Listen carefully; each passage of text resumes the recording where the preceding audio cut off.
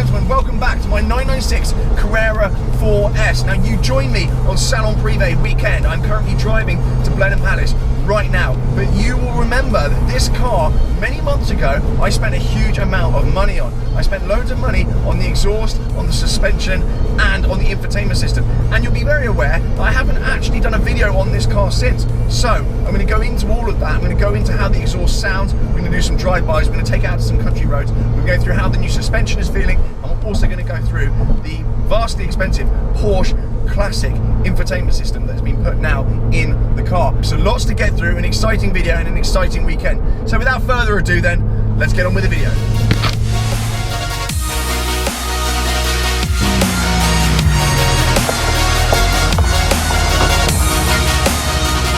Right then you lot, I'm parked up, the Carrera 4S is behind me, and to give this video some context and understand how this came about, if you know Avalon King, which I'm sure many of you do because they are a huge hit with the US YouTubers, the big YouTubers over in the States, they are using Avalon King all the time. For those that missed the video then with the modifications, I'll just run around them very, very quickly. So we've got KW V3 springs, which have dropped the car ever so slightly.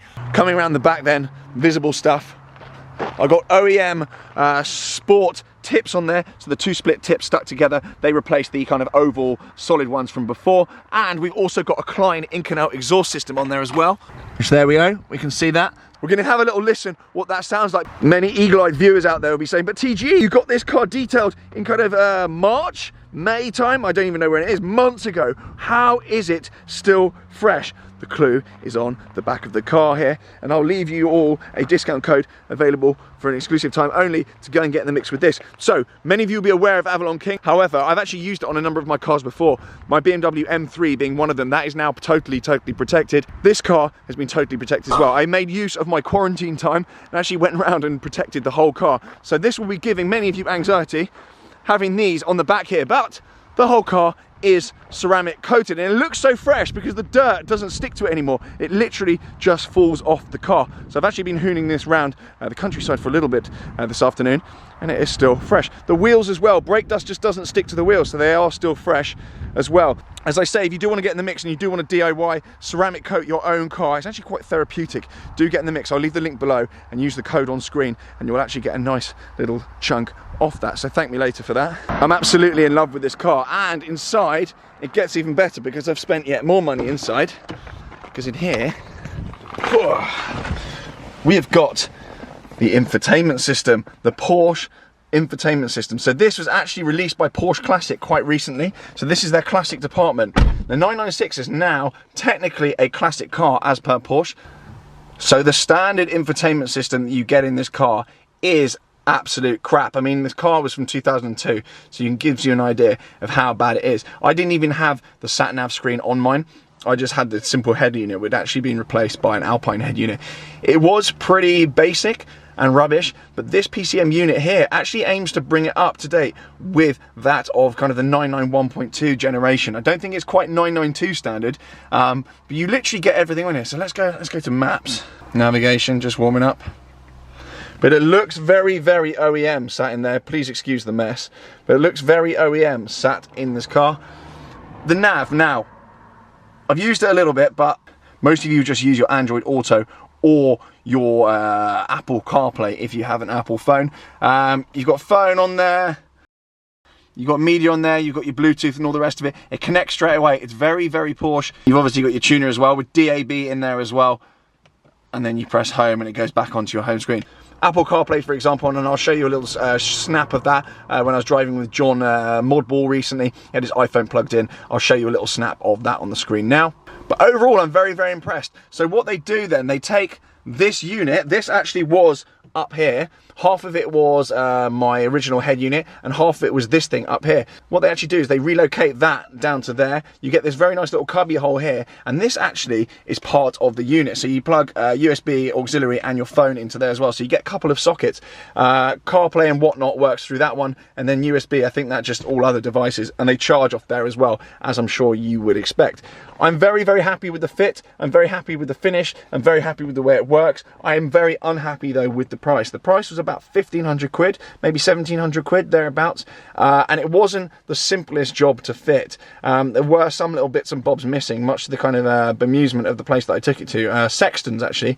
I was over in Wandsworth and I took it in there, but it did take a little while to fit, and I think there was missing some parts. So if you do take this to kind of a hi-fi shop, do try and give them some notice if you can, what you're trying to do and what you're bringing in. It should have been a simple, easy fit, but I don't know whether it's because I didn't replace it with the standard PCM unit with the sat-nav screen on there, and I was replacing just the non-sat-nav car. I don't know what the deal was with that, but there we go. Anyway, yeah, fun and games. It's kind of brought the car kind of up to date. Now, there are cheaper options for this. You can go and get like Alpine or whatever. They do make units that go in here and arguably work better. I've been told by people in the kind of audio industry that this isn't actually the best unit you can get for your car. However, in terms of this car and adding value and looking OEM, and I love OEM, I wasn't going to have it any other way. It's a Porsche product, Porsche warranty, and I think it will add to the value of the car as well. If someone's coming to look at one of these and it's got this unit already in it, it's going to add big value as far as I'm concerned. All of this aircon stuff, it all still works. It's literally just been relocated, and this is a cubby hole through to the back there. I'm very pleased. I said I'd run through that on my channel, so I have. There we go. You've also got an SD slot in there, and you've got your SIM card thingy for maps as well. Who really cares about that? But I think all in all, it's good news. You know, you can program all the sat-nav. You just wouldn't use this though. You just plug your phone in and you just use the sat-nav on your phone, but it does work well. It is very Porsche. Porsche is just one of those companies, they don't bring anything out that is rubbish. 3D, chaos. All I do is play my beats through it, and to be honest now, the hi-fi in here is letting it all down. So I've got the standard speakers, and if I had my time again, I would probably just redo the speakers as well at the same time, because it seems a bit silly having this head unit and that as well. Anyway, waffle aside then, it's actually time to go for a drive and put this Avalon King ceramic coating to the test once again. Let's fire up then. Key of the slot. One little turn. Measure the oil. I'm a bit weird like that, I always let it do it. So instantly then the exhaust, you'll notice, there's nothing special at the moment. All very subdued.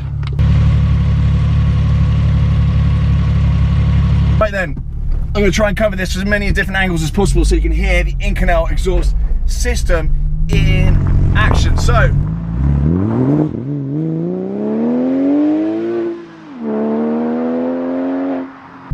as with older cars, there are no different drive modes. This is it. There's no Sport, there's no Sport Plus, there's no normal. It's just get in and off you go.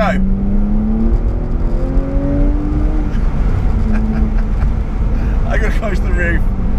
A little bit windy woo at the top there.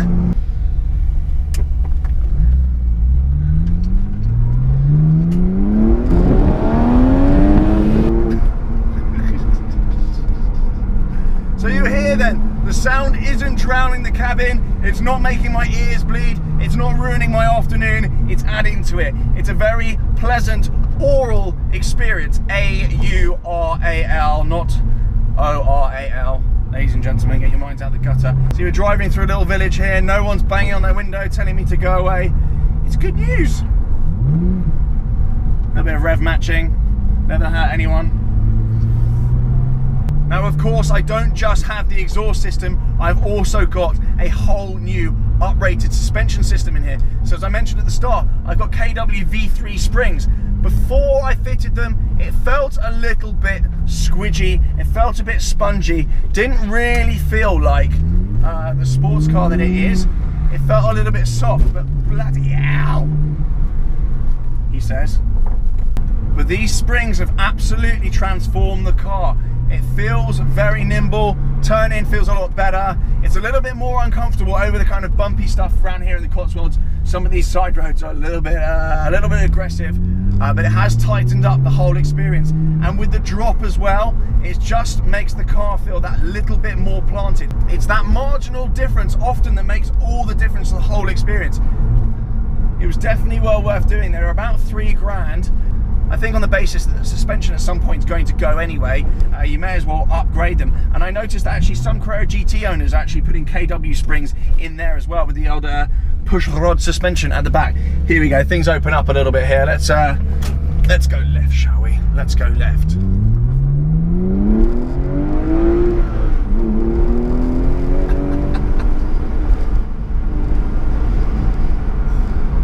It's good.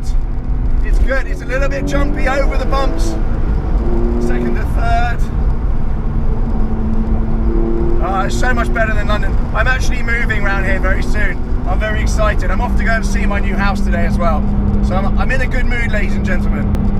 If anyone hears the beeping, it's just my oil pressure sensor is being a complete faff. Joys of old cars. Saying that, this car is 18 years old. You just wouldn't think it. And now it's got all that tech in it as well. It's like having a new car again.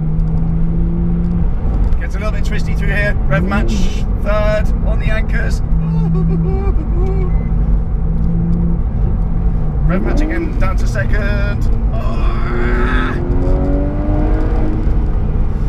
And you get a little bit of whoosh through the induction as well. It's not overbearing. It's not overbearing, that exhaust system. It's exactly what I wanted. I said to Klein, and that's who made the exhaust system, I said, look, I do want a system, but I don't want something that completely destroys the car, because I'm done with doing exhaust to cars and then ending up hating the car because it's too loud, ending up annoying all the neighbours, upsetting everyone. This is just right. It's added to the OEM noise, but it hasn't detracted from the overall enjoyment of the car. You can use it in London. You could use this every day. It's not that annoying. It's come together as an amazing package, and considering this car is 18 years old and I spent 25 grand or thereabouts on it, I'm extraordinarily happy. It's done 53,000 miles and it feels fresh. There's no squeaks, there's no rattles, there's nothing. It's just very, very Porsche. Now I get so many questions about the Carrera 4S on my channel. Should I buy one? Should I buy a Tiptronic? What things to look out for? I guess if you've had the IMS bearing done and it's not a Tiptronic, I guess it's probably pretty good news, to be honest. Now this will illustrate a point with the springs that kind of is a bit of a bugbear. It is quite low, even though it's only dropped 10 mil, you get a little bit of scuff. The front splitter, the plasticky thing on the front, that does get scuffed quite a lot. I got a new one at RPM Technic when I got all this work done, and it's already screwed again, so and